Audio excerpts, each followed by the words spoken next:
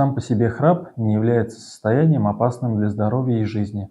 Он возникает при индивидуальных физиологических особенностях у людей, когда сужается просвет верхних дыхательных путей. К возникновению храпа приводит ожирение, употребление алкоголя и седативных препаратов, искривление носовой перегородки, увеличение небных миндалин и индивидуальные анатомические особенности ротоглотки. Храп часто сопровождается синдромом обструктивного апноэ сна. Обструктивное апноэ сна – это состояние, которое характеризуется кратковременным нарушением дыхания во время сна.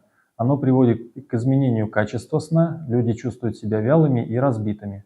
Человек может не догадываться о наличии у него этого состояния до тех пор, пока он не проснется от удушья во сне, либо ему не сообщат об этом окружающие люди. Обструктивное апноэ сна ухудшает течение таких заболеваний, как гипертоническая болезнь, ишемическая болезнь сердца и сахарный диабет. Это происходит потому, что во время удушья возникает выброс в кровь большого количества адреналина, который вызывает тахикардию, повышение артериального давления и нарушает обмен глюкозы. Для диагностики используется такой метод, как полисомнография, который проводится в специализированных сомнологических центрах, и суточный мониторинг артериального давления и ЭКГ. Для лечения используется СИПАП-терапия, которая представляет из себя специальное устройство-маску, создающее положительное давление в верхних дыхательных путях во время вдоха. Параллельно с этим мы можем устранять провоцирующие факторы, такие как ожирение, употребление снотворных препаратов и седативных средств, алкоголя и так далее. Если использованные методы лечения оказались неэффективны,